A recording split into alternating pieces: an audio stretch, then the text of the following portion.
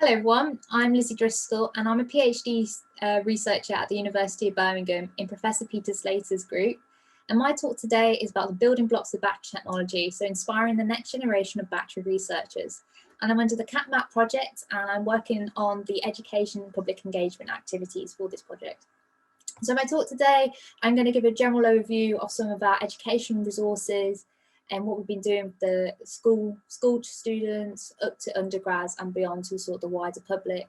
And hopefully with showing our activities, some of them might give actually inspirations for when we're all allowed back out in the wider field to do engagement activities. So the first one I want to talk about is battery JENGA.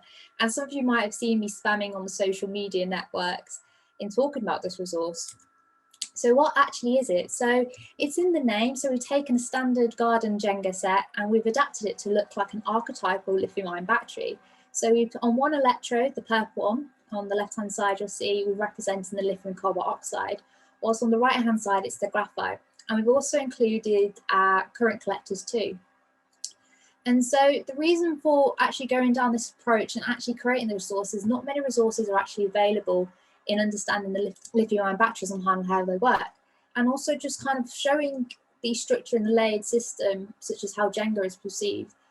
It just enables us to show the students as well how many components, and just actually is really nice visual representation on how these batteries work. So we can show charging and discharging, so we go back to basics when we start our workshop or whatever sort of activity we're doing. And we can also discuss rate of charge. And normally I invite two students, so normally have one doing the slow charge, is what you can see the electrodes on the left-hand side, and the right-hand side we've just seen a collapse. And that's when we get a student to do a fast charge. And that's probably my favorite one to do, because normally students get a bit hesitant in actually pulling those blocks out. And the lithium, I should say, you probably already picked up on, is the blue blocks there. And the final thing is we discuss about degradation. And this is sort of key of actually, like when we've been doing outreach, you develop on your ideas, and this originally wasn't involved, but it's come about when parents ask us about why batteries, you know, after 2 years are not as good. And it's another visual representation of representing, you know, how our structure is changing when we're cycling it. And I'm actually really proud of this resource. I just think it takes a nice sort of basic concept, makes it into a game, and you can show so many things from it. And if you do want to see the paper, I've added the QR code there. And so the next couple of slides, I'm going to talk about the sort of development. So obviously seeing this sort of nice polished gift, that's not how it all started. And if you've got any sort of outreach ideas, you don't just go full steam, you know, it's not full steam ahead, finished project right at the beginning. There's a lot of development stages to it. And so actually our first model began as a painted set. And this actually took me about 28 hours to paint these two sets to look like the electrodes. And it was first trialled in a Year 10 Girls Forge Your Future class. And so we incorporated it with a lesson plan, and we invited students up. And it's just to get them a feel for what these batteries consist of. I mean, they're literally everywhere in society. And I think it's incredibly important for, say, students who are actually learning at this about A level, and, you know, the wider community where this funding is actually, you know, funding for these research projects, you know, actually where's the money going for? And how our research, you know, can impact them. And so the device that's used literally everywhere. So our first model began as a painted set, and we actually took some inspiration from training. And I recommend anyone who has the opportunity to do this, definitely do it. So it's the RNIB training day, and it gives you a really great appreciation for those who are blind and visually impaired, sort of what these people actually live with. And I think it's amazing, actually, if you start thinking about tactile surfaces and just how hard it is to try and, you know, guide someone through these sort of experiments with limited sight capacity, it is actually quite powerful. And I think from our sort of doing this training, we then took it forward. Well, actually, if you get your activity to be accessible for those students, it's actually accessible for all students. And I think that's the main thing here. It's just key to getting any sort of background, any sort of student being able to do this. And so evolving the project a little bit further, so I know my original gifts, it did show the tactile set and then the painted set. And so this is after the inspiration from the training, we made it tactile, and just finding all sorts of cheap and accessible materials to then adapt our JENGA set to be like that. And I initially like looked at the colours from the RNIB website, and you can just see how the diseases affect certain colours. So I thought I was doing well by picking the pinks and blues, But actually our master's student last year actually developed it a bit further. The actual key colours to go for if you're thinking about making it accessible is yellow and blue. But if you're going for any sort of accessibility sort of projects, the key is in general contrasting colours and textures, and ensure blue and yellow work best. So assessing the impact, and actually when you come to do sort of engagement, this is probably the hardest part to tick the box on, because you may both be doing passing by events and festivals, and it's really hard to, once you've grabbed their attention, done the activity, to try and get a little bit back from them, because really it is give and take. You are doing a free event, therefore, you know, kind of you need a little bit back to how you can improve, what works well, and just for your activity to develop.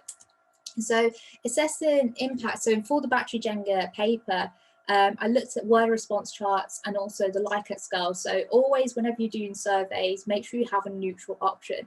And it's really actually interesting from the word response charts. So we did a before and after, and we did a lecture in the middle, and it's quite interesting seeing how students, they go for more sort of the environmental issues, and then more sort of like, I suppose, the physical quantities, and then after they've done a lecture with us, they're being a bit more, you know, they're picking more sort of key terms that you'd associate with lithium-ion batteries.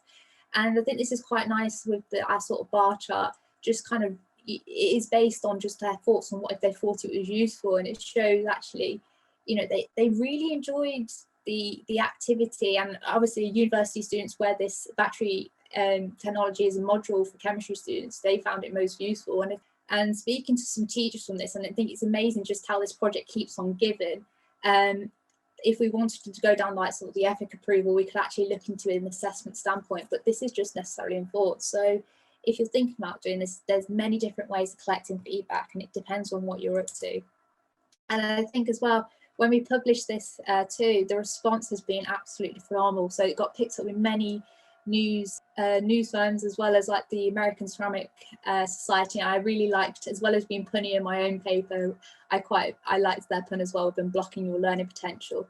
So it got picked up with lots of media coverage. And again, I like looking at the altmetric as well. And it's just, obviously I'm quite proud of it being #1 for the age of the output, but just seeing on the sort of Twitter responses, and like we're reaching 50% of members of public.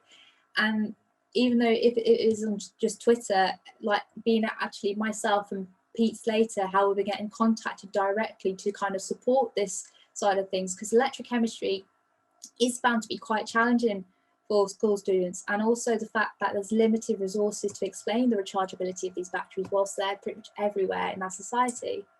So the next steps. So we've obviously, I've mentioned the publication, but beyond publication, well, during the stages anyway, we developed videos to help with the makers guides and the support in the education on how to run these demonstrations. But as well, we've done educators guides and school worksheets for teachers with the answer guides. And as I said about, we're doing demonstration guides as well. So just trying to get this a little bit more out there and make it more accessible. And obviously during the difficult times of COVID, that hasn't stopped us. And this is a few photos of one of the outreach officers' gardens, and supported by CatMat, we provided 100 battery Jenga sets as part of the Cocoa Mad festivals. And you could just see the sheer amount of stuff, but it's been amazing actually to still working on these conditions to still try and reach all our students. And also we've been involved in like delivering lectures, just trying to keep with the battery sort of Jenga momentum and also the education responses. And also I want to highlight, we've had 2 fantastic summer students, Emily and Sophia. And again, like Emily took the Jenga idea further, like it's not limited just to lithium cobalt oxide, she looked at lithium iron phosphate, battery modules, and Sophia made these beautiful infographics about the manufacturing of batteries. And you could just see actually, just from this slide alone, just there's many different ways of communicating. I think it's always fantastic, you know, you may have some great science, but if you can't communicate it, I think it's like, well, it's kind of hard to justify, I think. So you need to find a way to get your information out there. So to conclude and take home steps. So, you know, it hasn't just started off with say 1 model and that's done. So it's been developed constantly. And from doing outreach field works, you know, we learn how to improve. So not normally now I try to avoid cathode and anode when talking to students. And that's because GCSE and A-level students, they learn about electrolysis cells before galvanic.